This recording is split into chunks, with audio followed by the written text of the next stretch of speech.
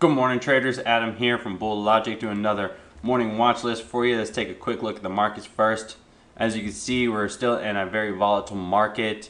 Yesterday, we gave up all our gains with about a 2%, 1.82% loss, and that was 2 days ago. Yesterday, we ended up taking it all back with another 1.17% up day. So definitely still a very volatile market. We're starting to get a lot bigger moves with these 2% days and 1% days. It's definitely not like we had back in here where we could barely get off the floor, or over here where we're just grinding higher. We're getting a lot harder moves here. So swing trading is still a bit tough.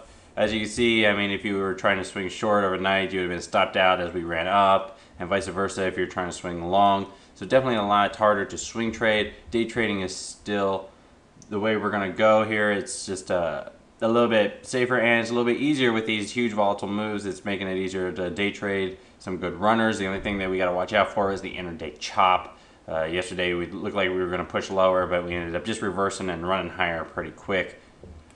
The only thing that concerns me is, as we made up all our gains from yesterday, we're going to take a look at the VIX, and as you can see, this is the day that we went down 2 days ago, and this is the day that we went up. Obviously not the same type of move here in volatility or in the VIX, so definitely something to keep a watch on.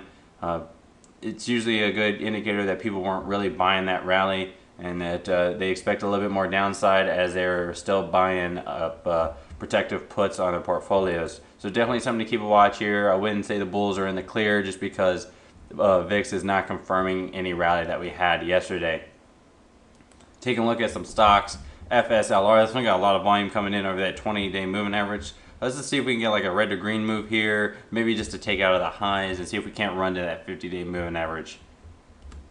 UBNT, this is a nice bottom play, trying to reverse on good volume. It's oversold. You got a clear buy-in point right here.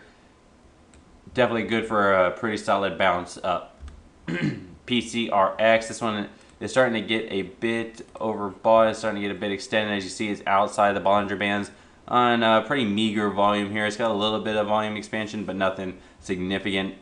And as you can see, we are overbought. So definitely look for that as a short coming back into those Bollinger Bands today. If we can get a gap up and then a green to red move, or maybe even a takeout of this intraday support here, maybe that 1350 level, 1355.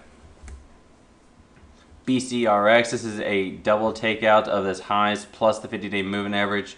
Stock's breaking it out on multiple ways. Is definitely a strong move, so definitely keep that one on watch. It's got a lot of room that it can run. SSRI, this is a silver move, trying to flag under that 50-day moving average. Look for it to take that out, and then you can get a good move. STAA, another bottom bounce snapback, giving you a good entry right here, that 812 level. It's obviously some very good support here. Look for that to be taken out before we get a bounce. It's not completely oversold, but volume is coming in pretty strong on the buy side.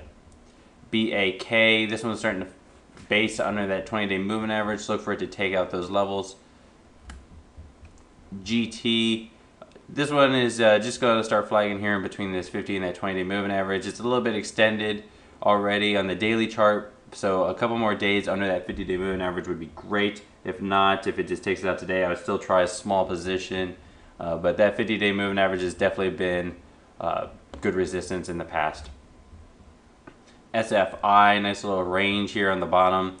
Pretty easy break over that 601 level. Needs some good volume coming in first before it does take out that break.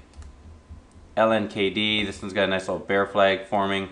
As you can see right here, if we get a breakdown of yesterday's lows, it definitely could be a good short, and I would look to short it down all the way down to that 200-day moving average.